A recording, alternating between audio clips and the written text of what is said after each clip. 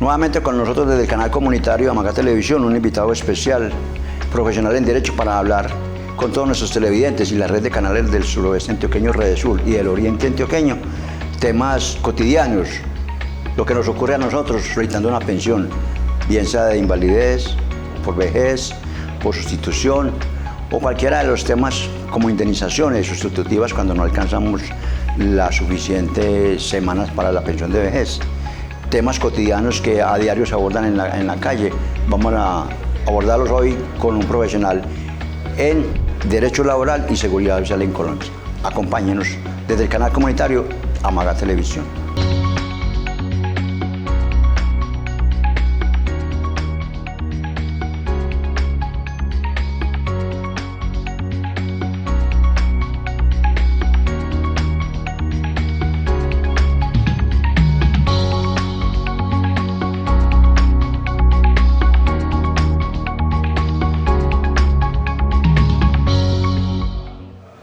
Nos acompaña en el día de hoy el doctor Helman Darío Orozco Posada, especialista en Derecho, abogado con especialización en Derecho Laboral y Seguridad Social, con amplia experiencia y bagaje en estos temas. Ya nos había acompañado una vez quedamos en ese compromiso de volver a hacer otro programa porque, como le contaba ahorita a esta cámara, doctor Helman, la gente pregunta mucho. Después del programa que hicimos, la gente pregunta mucho por muchos temas y qué bueno que usted hoy vuelve y me acepta la invitación para que continuemos con el tema de seguridad social en pensiones, un tema álgido y que tiene muy confundida la comunidad, sobre todo ahora que se han presentado nuevos proyectos de ley que apenas están en curso o en camino, pero ya la gente los da como un hecho. Hoy, ¿qué tenemos en materia de seguridad social en pensiones? Es el tema que nos convoca el doctor Helman para hoy. Voy a empezar por un caso muy común, el tema de la pensión de vejez de alto riesgo. Muchas personas creen, por ejemplo, que por trabajar en un edificio alto, mi pensión se puede dar por alto riesgo. ¿Qué establece la ley para las pensiones de vejez anticipada por alto riesgo? Bueno, primero que todo, muchas gracias por la invitación. Compartir este espacio con ustedes, absorber las dudas que tengan respecto del campo pensional. Hay muchas situaciones, es un campo muy extenso. Hablaremos de pensiones de vejez, de invalidez, de sobrevivientes, reliquiaciones, de indemnizaciones, etc. Todo el tema que sea necesario lo abordaremos. Y respecto de la pregunta que me acaba de hacer usted, señor Fabio, y es tener en cuenta que las pensiones especiales de alto riesgo tienen una dinámica muy diferente a otro tipo de pensiones. Debemos tener claramente conocido que para ustedes llegar a solicitar una pensión especial de vejez por alto riesgo, se tiene las modalidades como sería trabajar en minería, pero no simplemente en minería, en oficios varios que se hacen extra socavones. Debemos tener el trabajo y comprobarse además que el trabajo que se realiza es dentro del socavón, que se pagan además se hacen unos pagos adicionales entre el 6 y 10% adicional para el pago de la seguridad social. Tener en cuenta esa situación. En el campo minero, por ejemplo, Amagá, que es un municipio que es netamente minero, ¿cierto? Aplica demasiado. Acá hay demasiada pensión por solicitar y por reconocer por medio del fondo de pensiones sobre estas actividades de alto riesgo, minería en alto riesgo. Además hay otros también que no opera acá, pero que es bueno que la gente lo conozca, como para aquellas personas que trabajan con la defensa civil, para miembros del CTI que cumplen funciones de investigadores judiciales, ¿cierto? En algunos de sus módulos, también para los bomberos, también aplica esta pensión por actividades de alto riesgo. Para personas que trabajan con radiaciones altamente ionizantes, o sea, para aquellas personas que manejan estos aparatos de rayos X. De quimioterapia. ¿Cierto? Todo esto son actividades de alto riesgo, entre otras, ¿cierto? Aerocivil, también algunos funcionarios del aerocivil manejan siderúrgicas, sí, altas temperaturas. Altas temperaturas, lógicamente, para aquellas personas que cuando existía esa empresa Simesa, por ejemplo, estaban expuestos a una temperatura súper elevada. Y de ahí entramos entonces a pensionar muchas personas de estas. Entonces, es la invitación para todas aquellas personas que tengan ese tipo de actividades. Llamen y me consulten y con mucho gusto yo les indico qué deben hacer para esto. Además, tener en cuenta que para ellos la edad no es de 62 años, ni las 1.300 normales semanas, sino que para ellos iniciaríamos un conteo que podemos ir disminuyendo desde los 55 años, teniendo en cuenta que para esas personas deben tener 1.300 semanas sí, cotizadas, pero solamente de ellas deben tener 700 en alto riesgo, ¿cierto? Para entrar a solicitar esas pensiones para actividades de alto riesgo. De hecho, aquí en Amagá pensionamos a algunas personas, en Titiribí y otros pueblitos para acá cercanos pensionamos a esas personas mucho antes de la edad de los 62 años por tener ese tipo de actividades. Eso le iba a hacer como la aclaracióncita, es que como este programa no lo vemos solamente en Amagá, sino que lo estamos compartiendo con el oriente antioqueño y con muchos municipios que no son económicamente dependientes, por ejemplo, como Amagá y la cuenca del Sinifaná del Carbón, donde tenemos ya establecidos muchos de esos personas para actividades de alto riesgo que establece el decreto 2090 del 2003, pensiones especiales, que como usted lo dice, pensionarse antes de la edad normal para todos los colombianos, que es 62 años del hombre, por las razones expuestas en el mismo decreto, es decir, porque su vida va a ser mucho más corta, según lo ha establecido la Organización Mundial de la Salud, por la exposición que tienen al riesgo. Y en otros municipios fuera de la cuenca del Sinifaná, como usted lo decía, entonces tenemos los que trabajan en hospitales con rayos X, los que trabajan con gases ionizantes, algunos químicos y personas que trabajan con radiaciones, en quimioterapias y imágenes diagnósticas en clínicas especializadas. Inclusive el asbesto es una sustancia muy peligrosa. El asbesto. Este asbesto también es una actividad para algunas personas. Por ahí pensioné un señor también hace poco, por situaciones trabajaba, no puedo mencionar lógicamente la empresa, pero se vio afectado por esta situación. Allá no le hicieron hicieron caso omiso a muchas recomendaciones que se tienen para ese tipo de situaciones y para los trabajadores que están expuestos a esto, y por lo tanto tocó demandar, pero logramos probar mediante sentencia judicial ante un juez que estaba siendo expuesto a estas sustancias de asbesto, las cuales la empresa trató de negar, y le hicimos una revisión a su puesto de trabajo para demostrar que sí estaba expuesto a estas sustancias tan peligrosas, y logramos pues lógicamente su pensión con 57 añitos, que es un logro muy grande, como para que todos aquellos de alto riesgo que he logrado pensionar con 54, 55 años. Entonces mire que es muchos años antes de los 62, que ellos pueden entrar a disfrutar de su familia, de sus hijos, de su esposa, sin tener que estar expuestos a unos trabajos tan riesgosos y peligrosos como estos. Y el requisito mínimo, 700 semanas en la actividad consagrada en el 2090, o sea, de alto riesgo, las que mencionamos ahorita. Sí, 1.300, que son las mínimas en cualquier, y empezar a rebajar un año por cada 60 semanas de más cotizadas. Por cada 60 semanas adicionales vamos rebajando un año, que es ahí donde empezamos a descontar y logramos pues pensionarlos a una corta edad, llamémoslo entre comillas, sin que lleguen a los 62 años. Usted hablaba ahorita de otro de los requisitos, y es que se haga un aporte adicional del 10%, aparte del 16% que por ley todo colombiano debemos aportar en cualquiera de las actividades que sean, el 10% más, es decir, un 26% cuando es la actividad de riesgo, ¿cierto? ¿Ese 10% lo asume el trabajador o se comparte o lo asume el patrón? Ese porcentaje adicional lo asume el 100% el patrón. No tiene ninguna consecuencia para el trabajador, tiene que ser por parte del mismo patrón, porque así está, se ha legislado, así está escrito y así se ha dicho que tiene que operar dentro de la situación, de nuestra misma legislación. Eso ya está escrito. Otra de los problemas, y imagino que es los que le llegan a ustedes mucho a su despacho, doctor, es que efectivamente el trabajador demuestra que la actividad era de riesgo. La ARL la tiene catalogada en actividad de riesgo, que es la entidad que determina el riesgo de las empresas para establecer la tarifa, pero el patrón no hizo el aporte. Entonces trabajan en una mina pero pagan como si fuera una fábrica.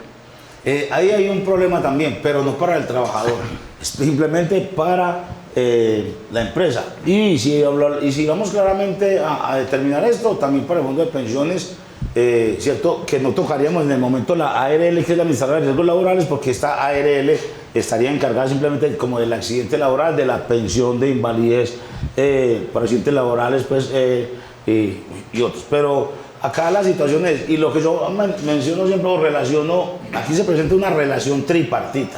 Tenemos un empleador, el trabajador y un fondo de pensiones. Ahora, en la parte débil en esta relación es el trabajador.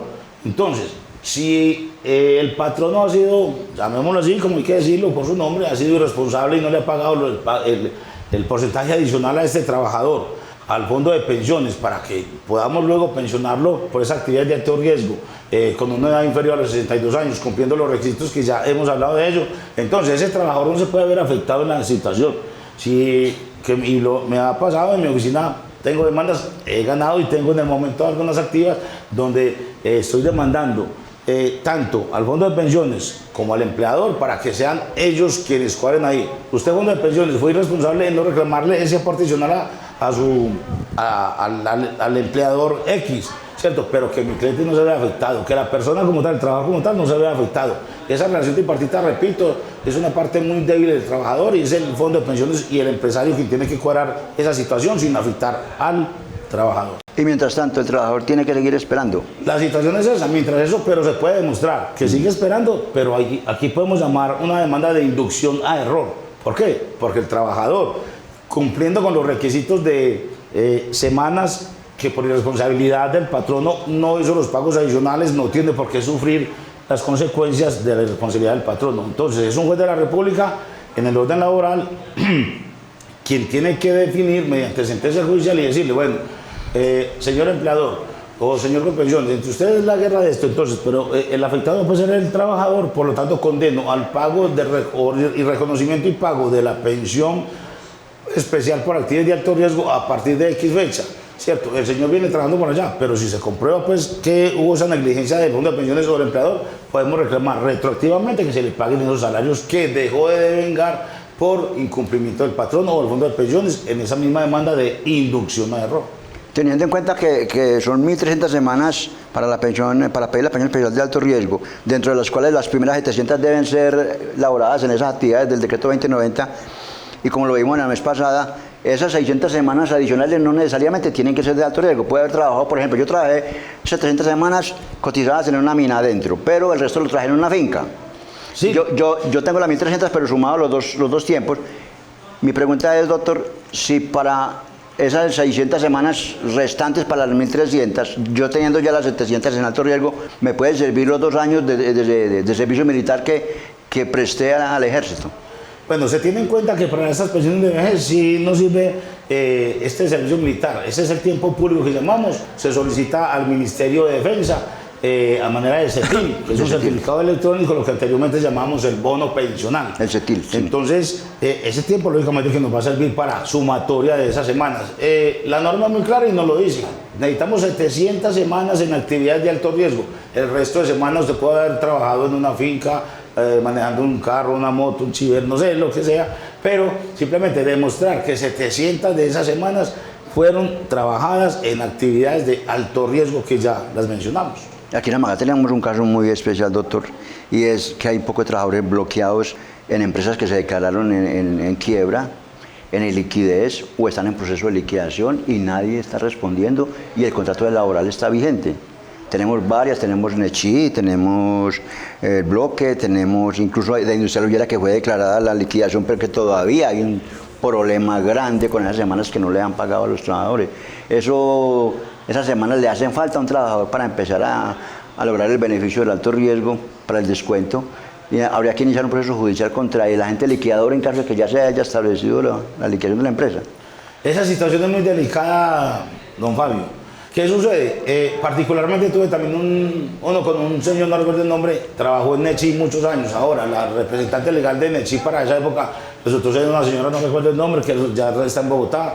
Luego hicimos una inspección ocular al territorio donde estaba la maquinaria de Nechi, toda oxidada, obsoleta, podrida, ya sin nada que hacer. Claro. No tenemos un liquidador quien responda legalmente y económicamente por esta empresa Nechi. Entonces, si no tenemos a quién demandar, qué embargar, por ejemplo, terrenos, fincas, casas, apartamentos, maquinaria, si no tenemos que embargar, ¿a quién vamos a cobrar? No tenemos nada que hacer con esto. Entonces, si entramos a una demanda judicial, pero yo no tengo de dónde pegarme, como que embargar, y no hay un liquidador al que yo le pueda decir, bueno, ¿qué quedó de esta empresa? Miremos a ver, si hay algún remanente, ya pagaste muchas situaciones por ahí, ¿qué remanentes tienes para que nos ayudes con el pago de la seguridad social de X y yo trabajador? Pero no hemos encontrado nada de esto. Entonces, en esa situación, cuando no encontramos a nadie, ni nada que embargar, no hay cómo demandar. Desafortunadamente la noticia es muy delicada y muy penosa, pero no hay nada que hacer. Y le puede llegar a lo que nosotros conocemos como unos fallos judiciales o unas sentencias muy bonitas, muy favorables, pero para pegar en la pared. Eso es lo que haríamos. ¿Por qué Entonces, no? mire, que es el trabajo profesional del abogado, la expectativa que se genera a este trabajador al cual yo le estoy dando, le estoy diciendo, bueno, vamos a lograr su pensión, pero si yo no tengo de dónde pegarme, no tengo un liquidador, no tengo maquinaria, no tengo nada que embargar, ¿cierto?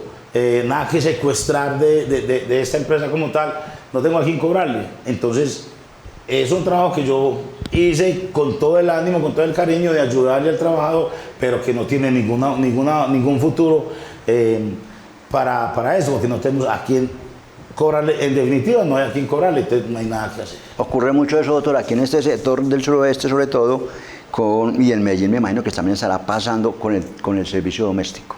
Personas que prestaron un servicio al interior de unas casas, servicio doméstico, y que la ley al principio, tengo entendido creo que fue antes del año 93, antes de la ley posiblemente, la ley permitía que se ingresaran a través de una asociación.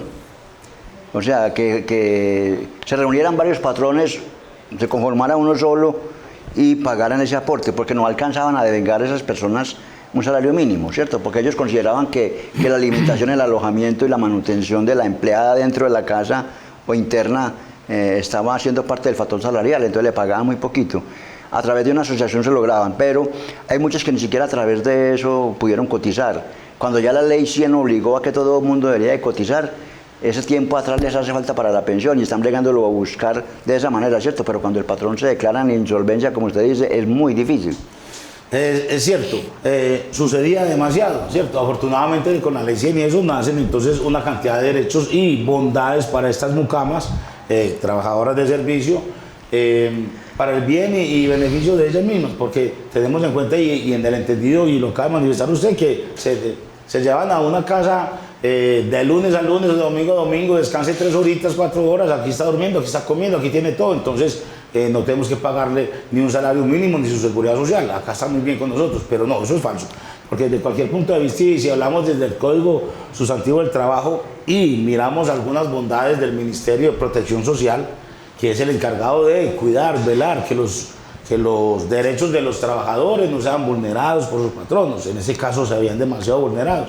De todas formas es muy difícil y también hay que traerlo acá, muchas consultas sobre esas de algunas señoras que me dicen, bueno, pero es que mi patrón hace 20 años tenía una finca y eso, ay, ¿y ahora qué tiene? No, está apareciendo un asilo, hasta los hijos lo dejaron, ya se quebraron, no hay a quien cobrarle.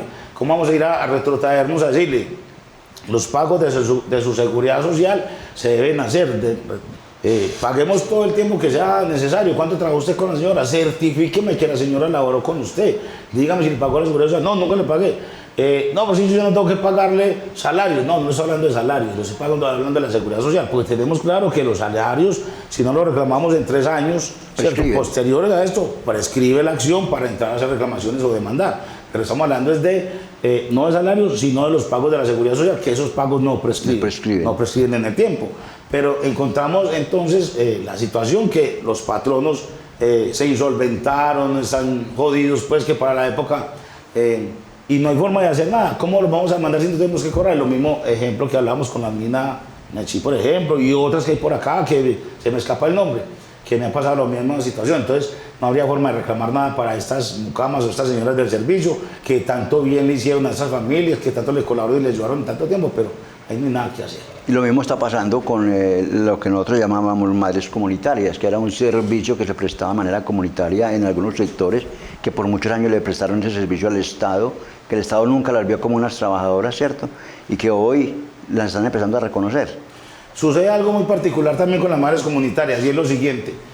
Todas esas señoras debieron haber estado, ellas estaban, llamémoslo así, con un contrato con el ICBF, Instituto Colombiano de Bienestar Familiar, que finalmente nunca les reconoció ese estatus de trabajadoras para ellos.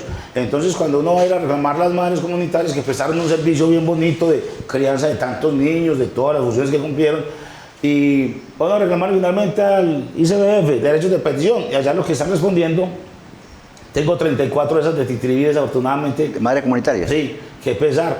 De Medellín también me han consultado con ella, pero vamos a hablar con esas señoras, hombre, campesinas, con todo el ánimo, buscar una pensioncita, después de haberse hecho todo ese esfuerzo que hicieron con todos estos niños de la crianza y el cuidado, y les peticioné al ICBF, Instituto Colombiano de Bienestar Familiar, repito, les exijo que me den una certificación o que me den una constancia de que este es XXX, que señora trabajaron para ellas, que tienen un contrato laboral, que prestaron ese servicio para ellas. Y ellos olímpicamente simplemente dicen, con nosotros nunca tuvieron un contrato, nunca prestaron un servicio para el ICBF. Nosotros simplemente les llevamos allá unas cartillas y le damos una comidita para que ellas se encargaran de cuidar a estos niños. Son unos irresponsables, totalmente irresponsables, porque ellos deberían asumir esa carga prestacional y además pensional. Nunca lo hicieron, ni una liquidación ni unas vacaciones, nunca les pagaron nada. ¿Cierto? La estadística la tengo completa de señoras que tuvieron 30 y 35 años trabajando en esa situación como madres comunitarias y nunca les dieron un solo peso. Descarados son. Ahora, cuando uno quisiéramos llegar a demandar, no hay de dónde pegarse, porque mediante una sentencia del mismo Consejo de Estado, que son unos sinvergüenzas alcahuetas, hay que decirlo, ya está, maluco y peligroso puede ser, pero hay que decirlo, el Consejo de Estado viene entonces con una sentencia por allá en el año 2019-20, si no estoy mal, donde dice que las madres comunitarias no son empleadas del Instituto Colombiano de Bienestar Familiar y que además de eso, por allá lo tapan diciendo que la carga prestacional para las madres comunitarias a nivel nacional es de 19 billones de pesos.